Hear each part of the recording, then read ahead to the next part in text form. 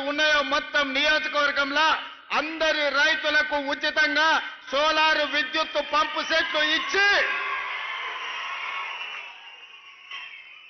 ఈ వేదిక మీద నుంచి తెలంగాణ ప్రజలందరికీ నేను ఒక విజ్ఞప్తి చేయదలుచుకున్నా. నా సొంత ప్రాంతం అచ్చపేట ప్రాంతం.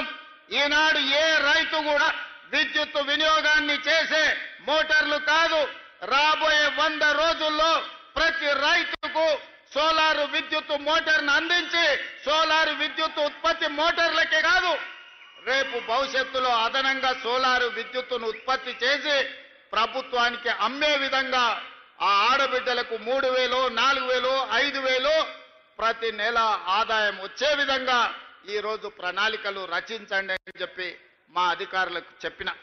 అందుకే ఇవాళ అచ్చంపేట నియోజకవర్గాన్ని ఈ రాష్ట్రానికి దేశానికే ఆదర్శంగా తీర్చిదిద్దే బాధ్యతను స్థానికైన రైతులు గిరిజనులు ఇక్కడికి విచ్చేసిన వేలాది మంది రైతులు బాధ్యతగా తీసుకోండి. ప్రపంచానికే మన అచ్చంపేటను ఆదర్శంగా తీర్చిదిద్దుదాం. దానికి అవసరమైన నిధులనిచ్చే బాధ్యత మీ సోదరుడిగా నేను తీసుకుంటాను అని చెప్పి మీకు అందరికీ విజ్ఞప్తి చేస్తున్నా. సాగునీటి ప్రాజెక్టులు కావచ్చు, రోడ్లు కావచ్చు, కళాశాలల గురించి మా వంశీకృష్ణ గారు చెప్పారు. దానికి సంబంధించిన ప్రణాళికలన్నిటిని కూడా అధికారులకు ఇవ్వండి. అంచనాలు తెప్పించి వాటికి అవసరమైన మంజూరు చేయడానికి అన్ని జాగ్రత్తలు, అన్ని నిర్ణయాలు తీసుకుంటామని చెప్పి నేను ఈ వేదిక మీద నుంచి నేను చెప్పదలుచుకున్నా. మిత్రులారా, ఇవాళ ఆలోచన చేయండి. 2023 డిసెంబర్ 7 నాడు మనం అధికారం చేపట్టిన తర్వాత ఈనాటి వరకు దాదాపుగా తుమ్మల నాగేశ్వరరావు గారి నాయకత్వంలో రైతులకు 60,000 కోట్ల రూపాయలు ఈ రోజు రైతుల మీద ఖర్చు పెట్టినాం. అందులో 21,000 కోట్ల రూపాయలు రైతు రుణమాఫీలోనే ఖర్చు పెట్టినాం. రైతు భరోసా కావచ్చు, రైతు రుణమాఫీ కావచ్చు. అదే విధంగా ఒకనాడు పంట పండిస్తే మీరు ఒరేసుకుంటే ఉరేసుకున్నట్టే అని ఆనాటి ముఖ్యమంత్రి గారు మాట్లాడినారు, మీకు అందరికీ తెలుసు. కానీ ఆయన మాత్రం ఆయన ఫామ్ హౌస్ లో 150 ఎకరాలలో ఒరేసుకొని 4,200 క్వింటాలు అమ్ముకున్నాడు. సరే, దొరగారి పంట పొలంలో మరి బంగారం పండిందేమో నాకైతే తెలియదు, కానీ పేదలు పండించిన ఒడ్లు కొనను అన్నాడు. కానీ మన ప్రభుత్వం వచ్చిన తర్వాత మీరు వరి పండించండి, సన్నాలు పండించండి, మీకు గిట్టుబాటు ధరనే కాదు మీకు 500 రూపాయల బోనస్ ఇచ్చి రైతులను ఆదుకుంటాం, పండించండి అని అంటే మొన్నటి ఎండాకాలంలో యాసంగిలో 1,56,00,000 మెట్రిక్ టన్నుల మీరు ఒడ్లు పండించి దేశంలోనే చరిత్ర సృష్టించారు. ఈసారి వానకాలంలో కూడా అత్యధికంగా 1,35,00,000 మెట్రిక్ టన్నుల ఒడ్లు ఉత్పత్తి చేసి దేశంలోనే అత్యధికంగా ఈ సంవత్సరంలో దాదాపుగా 2,80,00,000 పైచలకు లక్షల క్వింటాల ఒడ్లు మీరు పండించారు. అంటే ఈరోజు వరి పండిస్తే ఉరేసుకోవాలనే కాడి నుంచి వరి పండిస్తే గిట్టుబాటు ధరనే కాదు మీకు 500 రూపాయల బోనస్ ఇస్తామని చెప్పినాం. ఆనాడు సన్నాలు పండించండి నేను అన్నప్పుడు కొంతమంది అవహేళన చేసిరు. సన్నాలు పండించమంటుండు ఈ సన్నాసి అని ఒక నాయకుడు అన్నాడు.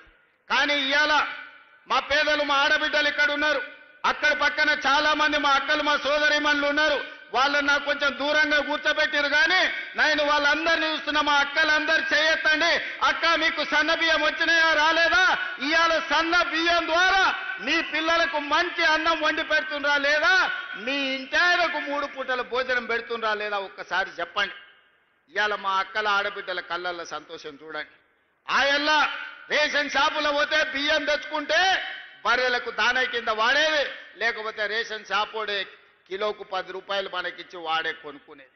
కానీ ఇవాళ ఉత్తమ్ కుమార్ రెడ్డి గారి మంత్రిగా ఈ రోజు సన్న బియ్యం ప్రతి పేదవాడికి అందించడం ద్వారా బుక్కెడు బువ్వ ఇవాళ సన్న బియ్యంతో మనం తింటున్నాం.